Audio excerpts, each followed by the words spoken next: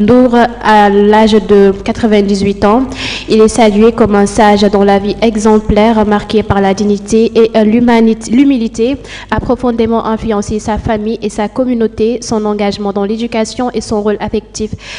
plutôt dans la vie sociale et familiale ont permis de transmettre un héritage de valeurs durables, faisant de son parcours une source d'inspiration pour les générations futures. Cher.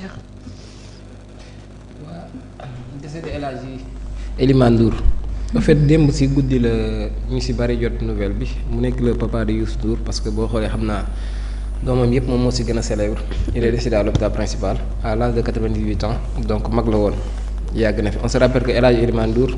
mu ngi ñëw Dakar à l'âge de 17 ans ba amee 17 ans di ñëw Dakar à Médina depuis boobu lay mosul génn Médina am na benn anecdote bi ñuy raconté comme quoi que en 2018 daf doon wax doom yi ne leen moom quel que soit alpha fii lay des maanaam Médina lay des du mas a génn Médina malgré succès bi doom yi amoon yëpp mësul génn Médina mas na fa nekk chef de quartier occupé na fa yeneen fonction yu bëree bëri et waa Médina lu ñu gën a rafetlu mooy proximité bi nga xam ne El Hadj Elimane amoon na ko dëkkandoo yi boo demee bañ nommé le chef de quartier foo xam ne juddoo woo fa yaroo woo fa bi nga amee 17 ans nga fa ñëw parce que il est originaire de la région de Thiès sànq na fi moo ngi koy wax naan xombal la dëkk mais donc boo fa ñëwee à l'âge de 17 ans ñu wóolu la ba jox la chef de quartier ce qui veut dire que ne am na benn proximité bu am ak askan bi donc di jaale Youssou Ndour di jaale toute la famille Ndour di wax ne yàlla na ko yàlla suñu borom xare àjjana te fa mu jëm dàqal ko fi mu jógee. ñu ngi koy ñaanal yàlla na ko yàlla xare àjjana. Isaac. waaw kon ni ko Nafi dooree rek ci ba muy présenté di ko ñaanal rek yàlla na ko yàlla xare àjjana te yërëm ko. C'était vraiment démb maa ngi doon suivre benn documentaire bu TFM def ba ñu annoncé décès que vraiment c'est le symbole de Médina quoi de sa longévité foofu yàgg na fa ba ñu dem ba dénk ko quartier boobu du Médina rue 10 mu nekk koo xam ne tamit daf doon peser benn kii ci njabootam parce que c'était un père boo xam ne il était strict dafa nekkoon koo xam ne dafa dëgg woo nekk effacé et tout di ko ñaanal rek yàlla na ko yàlla xare àjjana incha allah te yaay. Monsieur. waaw bon nit moom fu ci dañ koy ñaanal yàlla xare ko àjjana. ñaan yàlla aussi suuf sedd ci kawam que liggéey na lu nga xamante ni son nom restera gravé mooy immortel parce que bu ne mooy papa Youssou Ndour. te ku xam Youssou Ndour li mu liggéey pour Sénégal wala li mu liggéey pour Afrique pour àdduna bi aussi. delloo na njukkal ay waajuram donc fierté la Xombal fierté la Médina fierté la adduna bi yëpp. donc yàlla na saraxam yàgg ci ay loxoom comme ni ñu koy faral di ñaanale fii ci Sénégal. et merci. On poursuit avec les échos pour parler des annonces de Sonko lors du Conseil des ministres. Ousmane Sonko s'engage à réduire le train de vie de l'État en rationalisant les dépenses publiques. Dans ce cadre, une rencontre avec les partenaires sociaux est prévue le 27 février afin de mobiliser l'ensemble des forces vives pour accompagner le redressement économique et financier du pays. Cher, lan mooy sa analyse ci déclaration Sonko hier. waaw mu nekk benn déclaration boo xam ne en fait c'est toujours dans la suite normale des choses parce que Ousmane Sonko ak son président Bassirou Diomaye Faye ñoom ñoo diggoon Sénégalais yi nekk bu ñu ñëwee dinañ def la réduction du train de vie de l'État. Et depuis lors nag ça fait maintenant 10 mois qu'ils sont à la tête de ce pays amagul réduction du train de vie de l'État ba même certains ñenn ci Sénégalais yi génnoon di kaas ne am na ci ay DG yoo xam ne wala seen ministres yi seen salaires yi dafay élevé wu te voilà. Récemment ñu gis le porte-parole du gouvernement Al Amin Lo ne dañuy wàññi salaire ñi nga xam ne ñoom ay fonctionnaires après mu génn de rétrogradé wax ne les directeurs ak les ministres mais tout compte fait l'État a intérêt à réduire son train de vie parce que yow bu fekkee li ñu naan boo diglee sangaay day fekk nga sangu ba pare mënoo wax ñi nga xam ne ñoom ñooy ay fonctionnaires da ngay wàññi seen ay salaire ba pare les dépenses de l'État nous coûtent tellement cher. tellement boo xoolee au niveau des ministères wala ay agences yi surtout au niveau des ministères déjà seen cabinet yi rek si c'est des effectifs pléthoriques la te ñu si bari liggéeyuñu fa dara donc le cabinet du premier ministre am na benn effectif le cabinet du président de l'Assemblée nationale c'est la même chose le cabinet du président on n'en parle même pas et récemment passé gis nañ El Hadji Malick Ndiaye le président de l'Assemblée nationale muy def ay nominations yoo xam ne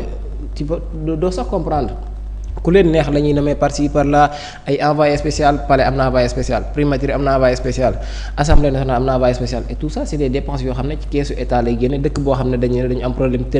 trésorerie dañu am problème xaalis ainsi de suite ñu continuer di nommer ay nit ay postes yoo xam ne démb dañ ko doon dénoncer ne c'est des postes purement politiques pour garder une clientèle tey nga ñëw ci répète les mêmes erreurs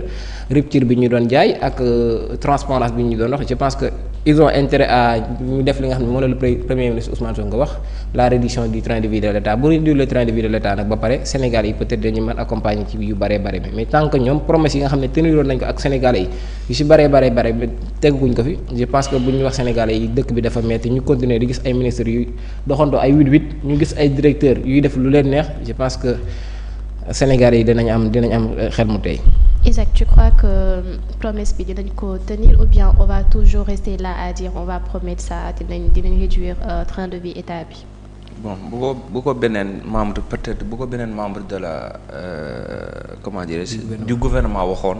ñu mën cee def peut-être des points d'interrogation mais comme que c'est le premier ministre qui l'a dit en le connaissant war nañ ci am njort bu rafet beneen man je ne pense pas que réduire le train de vie de l'État va régler grandes choses gis nga par exemple ñu ngi wax ministres yi les ministres mais les ministres pour man grade bi moo fi nekk mais bu ñu leen par exemple 3 millions de salaire la ñu am voire 4 millions boo ci boole indemnité de logement c'est pas comparable ak li DG di am boo xoolee li DG di am des fois day doubler voire tripler les salaires des ministres Cheikh Oumar Diagne ñu ngi ci doon wax démb ci conférence de presse mën nañ jël ay kàddoom ci référence parce que mi ngi woon au cœur par exemple ci gérance parce que mi ngi woon ci palais de la République donc pour ma rationaliser le train de vie de l'État am na yeneen secteurs yoo xam ne par exemple DG par exemple da ngay gis benn DG ñu ne la il perçoit 15 millions de salaire mais kooku mën na ko comparer ak un ministre de la République boo xam ne il perçoit 4 millions de salaire wala 6 millions de salaire parce que salaire tamit ça varie en fonction de ministère bi ngay occupé par exemple salaire du ministère des finances comme ni ñu ko fi waxee temps yi bokkul ak salaire koo xam ne ministre du tourisme la wala kii bokkul salaire day varier selon peut-être échelle li ngay diriger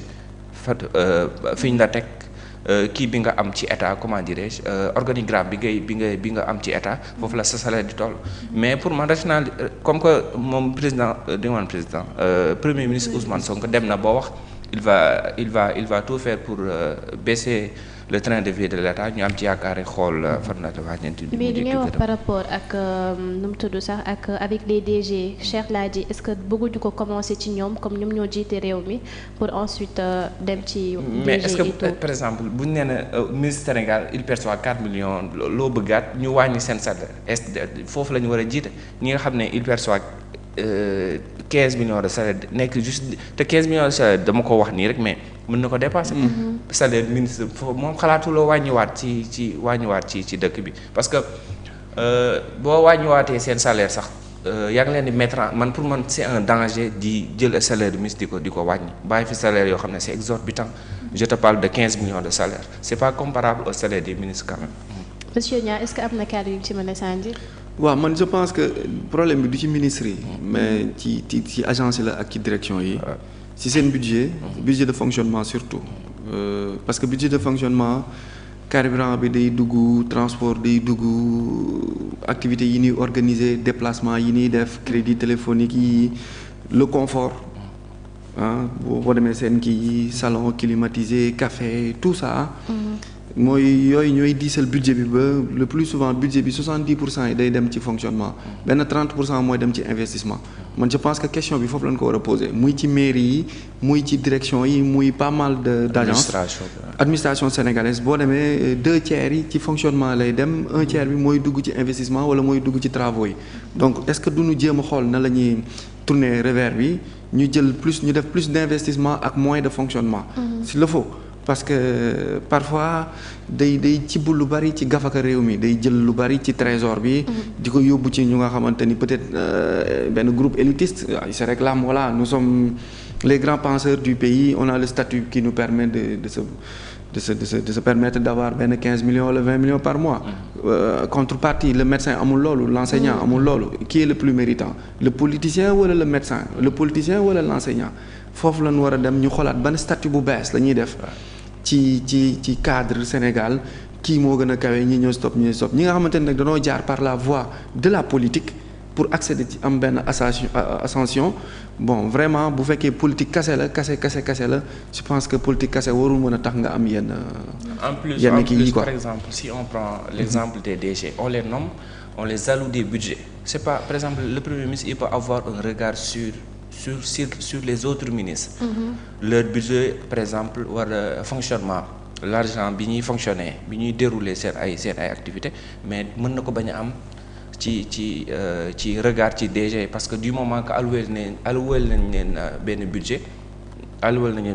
boo xam ne premier ministre peut-être mën na bañ a am regard bii muy am ci ses ministres par rapport au DG de toute façon bu lee alloué budget rek kii mooy ñëw déroulement day ñëw.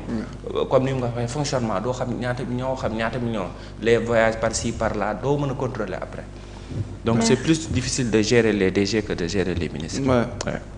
Merci Isaac. On reste toujours avec les Échos pour parler de la sécurisation des combats de lutte. Le CNG et les promoteurs se plient devant la police, c'est le titre du journal. Le CNG et les promoteurs se conforment désormais aux exigences de la police pour renforcer la sécurité et plusieurs modifications clés ont été mises en place. Notamment, les combats devront se terminer au plus tard à 19h. Le nombre de billets vendus sera limité. Les lutteurs ne pourront plus être accompagnés lors des face-à-face. Une demande de grâce a été adressé au ministère de l'Intérieur. Cher toujours sa xarit mbëri côté lutte bi. Encore la lutte on a parlé de la lutte. mais yàlla baax na waaye. mais nan nga gisee modification yi ñu teg en place. Ils sont obligés de s'aligner de mënuñu ci dara bu fekkee bëgg nañ continuer lamb di am ils sont obligés de s'aligner aux recommandations du ministre parce que on peut pas organiser un combat de lutte sans la présence des forces de défense et de sécurité. lamb mënuñu ko tëgg fii Sénégal te mu sécurité loolu c'est impossible donc le ministre bi recommandation yi mu def parce que démb moom dans ci communiqué bi mu génne woon dafa am ay manquements yoo xam ne dañ ko noté du côté de CNG ak du côté des promoteurs. CNG lu leen ministre bi doon reproché mooy dañu waxoon ne dañuy siffler le grand combat avant 19h30 wala au plus tard 19h30. grand combat constaté nañ ne dem na ba 20h. lu mu doon reproché les promoteurs mooy le nombre de billets vendus était supérieur aux places disponibles maanaam place disponible amoon ci stade bi qui correspond à 25 000 à peu près jaay nañ loo xam ne ëpp na ko donc dafa am ñoo xam ne même duggoon nañ amuñu place loolu dafay indi li nga xam ne moom mooy insécurité. reproché yooyu lañ doon def ñi nga xam ne ñu mooy CNG ak promoteurs yi démb CNG dem na waxtaan nañ seen biir génn nañ def benn conférence de presse dem nañ gis le ministre bind nañ benn courrier adressé au ministère de l'Intérieur. Espérons que dans les jours à venir dinañ trouver consensus parce que tout compte fait au fait lamb mooy suñu sport national mënuñu ci dara xas na fi implanté ba pare xas na fi nekk ba pare mais nag le ministre moom moo am obligation garantir la sécurité des personnes et des populations donc c'était bien que mu jël benn décision boo xam ne ñëpp dinañ ci mën a conformer wu léegi nag lorsque jël na benn décision je pense que waruñu ci am arrière pensée parce que njëkk nañ ko fee jëloon benn décision boo xam ne dañu waxoon je pense que c'était combat Balla Gaye am na combat bu ñu waxoon grand combat bi 19h lay démarrer. on est allé waaw Tapha Tine Balla Gaye on est allé jusqu'à 19h30 après mujjul fenn loolu la ñuy bañaat gis nga boo jëlee ay directives il faut être ferme.